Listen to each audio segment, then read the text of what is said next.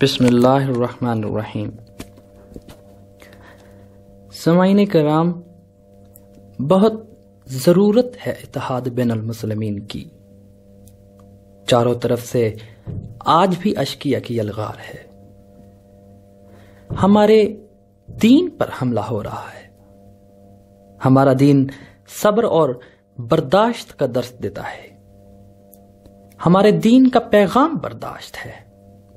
ہمارا دین کہتا ہے کہ سب کو آزادی ہونی چاہیے اپنے ایام، اپنے عقیدے کو منانے کے لیے،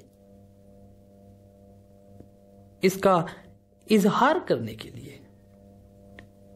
عقیدت اور عقیدے کے درمیان کسی کو حائل نہیں ہونا چاہیے۔ لیکن آج کچھ گمراہ اور کچھ بھٹکے ہوئے لوگ سامعین کرام نہ صرف محرم الحرام کو بلکہ ربیع الاول کو بھی، ربیع الاول جیسے مقدس مہینے کو بھی، یہ محرم الحرام جس کا ہم ذکر کر رہے ہیں، بہت ادب کے ساتھ عرض کروں کہ اگر ربیع الاول نہ آتی تو محرم الحرام بھی نہ آتا، اگر ربیع الاول نہ آتی تو رمضان المبارک بھی نہ آتا، اگر ربیع الاول نہ ہوتی تو سامعین کرام ذوالحجہ کا مہینہ بھی نہ آتا۔ یہ تو ربیع الاول کا صدقہ ہے، یہ تو میرے آقا کریم صلی اللہ علیہ وآلہ وسلم کی پیدائش مبارکہ کا فیضان ہے کہ ہمیں حسین بھی ملے، ہمیں شیر خدا حضرت علی کرم اللہ وجہ بھی ملے، ہمیں فاروق اعظم بھی ملے، ہمیں ابوبکر صدیق بھی ملے، اور ہمیں جید و کبار صحابہ بھی ملے، اور ہمیں اہل بیت اطہار بھی ملی۔ تو کچھ گمراہ لوگ نہ ربیع الاول کے تقدس کا خیال کرتے ہیں، نہ محرم الحرام کی عظمت اور تقدیس کو سمجھنے کی کوشش کرتے ہیں۔ وہ اپنی سوچ ہم پر مسلط کرنا چاہتے ہیں، اپنی فکر کے تازیانوں سے ہماری اس خم کمر کو اور مزید دوہرا کرنا چاہتے ہیں جو پہلے ہی سامعین کرام تکالیف، مصائب اور الام کے ذریعے دوہری ہو چکی ہے۔ لہذا آج ہمیں یہ پیغام دینا ہے، یہ میسج دینا ہے پوری دنیا کو کہ حسین اتحاد کی علامت ہے۔ حسین کا مطلب ہے صبر، جفا کے بدلے وفا، ظلم کے بدلے خاموشی، لیکن خاموشی ایسی کہ جس نے یزید کے دربار کو بھی ہلا کر رکھ دیا۔ اور جب لڑنے پر آئے تو یہ بھی بتلانا مقصود تھا اس تمام لشکر کو کہ ہم سے جنگ نہ کرو، اگر آمادہ جنگ ہو تو یاد رکھو کہ ہم اطرت رسول ہیں، ہم شجاعت کے پیکر علی کرم اللہ وجہ کے بچے ہیں، اگر ہم سے لڑو گے تو پشتوں کی پشتیں لگا دیں گے۔ اور ایسے ہی امام اور ان کے ساتھیوں نے یزیدی فوجوں میں ایسا ہنگام بپا کیا کہ وہاں لاشوں کے ڈھیر لگ گئے اور کئی اشقیاء واصل جہنم ہو گئے۔ جہاں صبر کی منزل ہے وہاں امام پیکر صبر ہیں، اور جہاں جنگ کی بات آتی ہے وہاں علی کا عکس ہیں۔ تو یہ ایک بہت ہی واضح اور کھلا پیغام ہے، برداشت کا پیغام ہے، صبر کا پیغام ہے، جنگ نہ کرنے کا پیغام ہے۔ 9 محرم الحرام کی شب تک امام علی مقام سیدنا حسین کا میسج اور پیغام یہی تھا کہ میں جنگ کرنا نہیں چاہتا، میں لڑنا نہیں چاہتا، میں تمہارے سامنے کھڑا ہونا نہیں چاہتا۔ ہاں، میں ایک فاسق کی بیعت نہیں کر سکتا، میں نبی کریم صلی اللہ علیہ وآلہ وسلم کے جو کہ میرے نانا ہیں ان کی شریعت کا سودا نہیں کر سکتا، میں مراد کے بدلے یا گورنری کی لالچ میں یا کوفے کی سربراہی کی لالچ میں یا وہاں کی حکومت کی لالچ میں یزید کی بیعت نہیں کر سکتا۔ یہ تو ہماری سامعین کرام امام کے نظریے کے مطابق یہ تو ان کی ٹھوکروں پر ہے۔ آج جمعہ کے خطبے میں کیا کہا جاتا ہے؟ سیدہ شباب اہل الجنہ، کس کا ذکر ہے؟ حسنین کریمین کا ذکر ہے، یزید کا کہیں ذکر نہیں ہوتا۔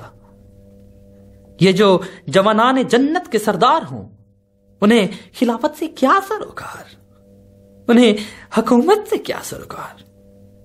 ان کے بھیا نے تو بہت پہلے ہی صلح کر لی تھی اور امت کے درمیان تفریق اور نفاق کی تمام کوششوں کو ناکام بنا دیا تھا۔ یہ تو وہ ہیں، علی کے بچے ہیں، فاطمہ کے بچے ہیں، فاطمہ کے جگر گوشے ہیں، فاطمہ کے ٹکڑے ہیں۔ یہ جنگ نہیں کرنا چاہتے تھے، اور مارنے والوں نے ذرا دیر کے لیے بھی نہیں سوچا کہ کن کو مارنے جا رہے ہیں، کن کو قتل کرنے جا رہے ہیں۔ کیسے بھول گئے قرآن پاک کی اس آیت کو کہ ان الذین یؤذون اللہ ورسولہ، ان الذین یؤذون اللہ ورسولہ، ان الذین یغزون اللہ ورسولہ۔ پھر پڑھتا ہوں، ان الذین یغزون اللہ ورسولہ لعنہم اللہ فی الدنیا والآخرہ وأعد لہم عذابا مہینا، کہ جو اللہ اور اس کے رسول کو اذیت پہنچاتے ہیں، اذیت پہنچاتے ہیں، ان پر اللہ کی لعنت، اور آخرت میں عذاب المہین میں مبتلا کیے جائیں گے۔ یعنی ہمیشہ رہنے والا عذاب، کبھی نہ ختم ہونے والا عذاب۔ تو کیا رسول کو اذیت نہیں ہوئی ہوگی؟ اگر آپ کے بچے کو، آپ کے نواسے کو، آپ کے جگر کے ٹکڑے کو، بلکہ حسین اور حسن کے بارے میں رسول اکرم صلی اللہ علیہ وسلم فرماتے تھے کہ سامعین کرام یہ میرے بچے ہیں، علی کا بیٹا تو عباس ہے، یہ تو میرے بچے ہیں۔ کیونکہ آیت مباہلہ کے بعد جہاں پر ابنانا و ابناکم، نسانا و نساکم کی منزلیں ہیں، وہاں تو نبی کریم صلی اللہ علیہ وسلم کی چادر میں حسنین کریمین ہیں، فاطمہ الزہرا ہیں۔ تو اس دن سے یہ تو قرآن کا فیصلہ تھا کہ یہ فرزند رسول ہیں۔ آپ ذرا تھوڑی دیر کے لیے سوچیں کہ اگر آپ کے بچے کو تکلیف کوئی پہنچائے تو آپ کو تکلیف نہیں ہوگی، آپ کو اذیت نہیں ہوگی، تو پھر کیا نبی کو تکلیف نہیں ہوئی ہوگی، نبی کو اذیت نہیں ہوئی ہوگی؟ تو قرآن کا تو فیصلہ ہے، ان الذین یغزون اللہ ورسولہ، نہ میں بدل سکتا ہوں نہ آپ بدل سکتے ہیں۔ یہاں تک کہ بہت ادب اور ذمہ داری سے عرض کروں کہ اللہ سبحانہ و تعالی جہاں قادر ہو جائے، اور وہی قادر ہے، وہی ہر جگہ موجود ہے، وہی ہر جگہ قادر ہے، جہاں سے صرف سمجھانے سے مراد لی ہے، جہاں کا مطلب نہیں ہے کہ وہ ہر وقت اور ہر جگہ قادر ہے، لیکن صرف سمجھانے کے لیے بتا رہا ہوں کہ قدرت کی جہاں بات آ جائے وہاں نبی کریم صلی اللہ علیہ وسلم کا استغفار بھی کام نہیں آئے گا کسی کے لیے۔ استغفر لہم او لا تستغفر لہم ان تستغفر لہم 70 مرۃ فلن یغفر لہم۔ اگر آپ ان کے لیے 70 بار بھی مغفرت کریں اور دعا مانگیں گے، لیکن ہم انہیں معاف نہیں کریں گے، کیونکہ ساخر لہ منہم ولہم عذاب عظیم، انہوں نے آپ کا تمسخر اڑایا ہے۔ سارے اے میرے پیارے، جو آپ کو دکھ دے، جو آپ کو دکھ دے گا، جو آپ کو تکلیف دے گا، وہاں آپ کا رب اسے معاف نہیں کرے گا۔ اور یہی پیارے کا طریقہ تھا۔ پیارے یہ کہتے تھے کہ تم مجھے تنگ کر لو، تم مجھے تکلیف دے دو، میں تمہیں معاف کر دوں گا، لیکن اگر میرے رب پر انگلی اٹھی، اس کے دین پر اگر کوئی آنچ آئی تو میں تمہیں معاف نہیں کروں گا۔ اور پروردگار اپنے پیارے سے کہتا ہے کہ اگر آپ کو کسی نے تکلیف دی تو میں اسے معاف نہیں کروں گا۔ بڑے یہ تو عجیب و غریب معاملات ہیں سامعین کرام، لہذا ہم سب کے لیے یہ لازم ہے اور بہتر ہے کہ ہم اس ذکر کو بہت ادب سے کریں، ادب سے تذکرہ کریں، ادب سے نام لیں، اور اس ادب کی منزل سے ہم آغاز کریں گے 9 محرم الحرام کی صبح سے۔ سامعین کرام، 9 محرم الحرام یوں ہی لمحہ بلمحہ اذیتوں کا زہر پیتے 7ویں اور 8ویں محرم امام علی مقام سیدنا حسین رضی اللہ تعالیٰ عنہ کے قافلے پر سے گزر چکی ہے۔ 9 محرم الحرام کی صبح جب نمودار ہوئی تھی تو ہونٹ پیاس سے تڑکے ہوئے تھے اور چہرے پر دکھ کی راکھ تھی۔ امام نے عمر بن سعد سے تنہائی میں بھی بات کی تھی مگر نتیجہ کچھ نہیں نکلا، اور اب جو یہ چھوٹا سا کارواں ہے سامعین کرام، یہ مکمل طور پر گھر چکا ہے۔ پیاس سے تڑپتے بچوں میں بات کرنے کی بھی سکت نہیں رہی ہے آج، اور ان کی پریشان حال ماؤں کی ممتا کی جو سب سے بڑی خواہش ہے وہ پیاس بجھانا ہے، لیکن ان کی ممتا کی پیاس بجھانے کا بھی کوئی سامان نہیں تھا۔ وہ بچوں کو بہلاتے بہلاتے خود نڈھال ہو گئی تھیں، اور بچے پیاس پیاس کہنے کے علاوہ کوئی اور بات ہی نہیں کرتے تھے۔ سیدہ زینب صبح کی نماز کے بعد تلاوت میں مصروف اور مشغول تھیں کہ اچانک طبل جنگ بجنے لگی۔ فوجوں کی ہلچل اور فوجی دستوں کی نقل و حرکت کی آوازیں سنائی دینے لگی۔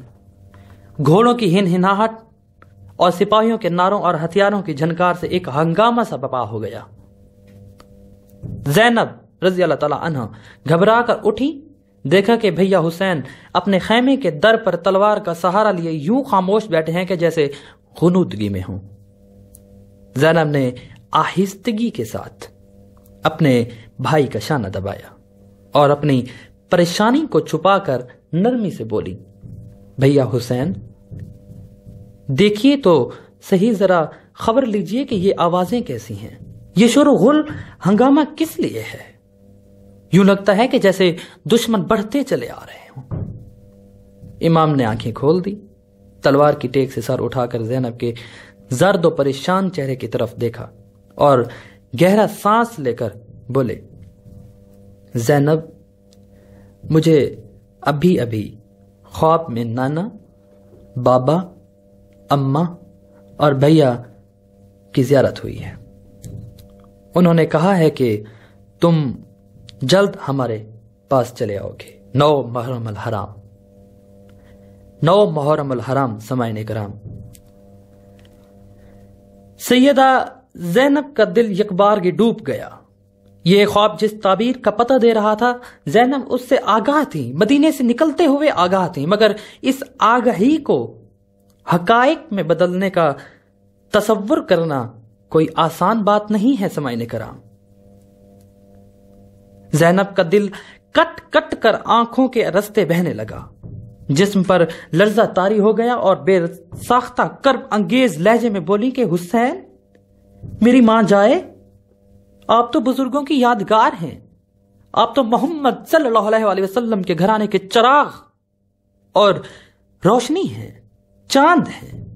کاش میں اپنی جان دے کر آپ کو بچا سکتی، کاش میں کسی طرح ان ظالم دشمنوں کو آپ سے دور کر سکتی، اے کاش کہ زینب کچھ کر سکتی۔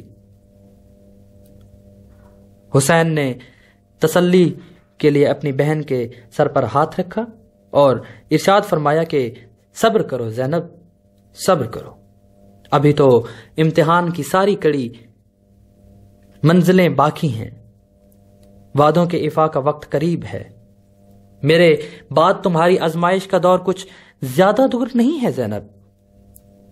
اے میری ام المصائب بہن، ہر حال میں صبر اور شکر ہماری ڈھال اور ہمارا ہتھیار ہے، ہم اللہ کے ہیں اور اس کی جانب ہی ہماری بازگشت ہے۔ لیکن سیدہ زینب کا دل ٹھہرتا نہیں تھا، آنکھوں سے لگی آنسوؤں کی چھڑی رکنے میں نہیں آتی تھی۔ حسین تسلی اور تشفی کے لفظ کہہ رہے تھے کہ در خیمہ سے عباس علمدار کی احترام میں ڈوبی ہوئی آواز اندر داخل ہوئی کہ مولا دشمن کے سپاہی آمادہ پیکار ہیں، ان کے ارادے فاسد ہیں اور ان کا رخ خیموں کی جانب ہے۔ حسین اٹھ کر باہر آئے اور فوجوں کی نقل و حرکت کو دیکھا اور پھر اپنے غازی سے بولے، اے عباس، اپنے ہمراہ 20 سواروں کو لے کر جاؤ اور معلوم کرو کہ ان کے ارادے کیا ہیں۔ عباس بصر و چشم کہہ کر پلٹے اور دشمن کی طرف روانہ ہو گئے۔ واپس آئے تو چہرہ متغیر تھا۔ حضرت زینب رضی اللہ تعالیٰ عنہ حضرت عباس کے تیور دیکھ کر پریشان ہو گئیں۔ حضرت حسین بھی متفکر ہوئے اور اپنے بھیا سے صورتحال کے بارے میں استفسار کیا۔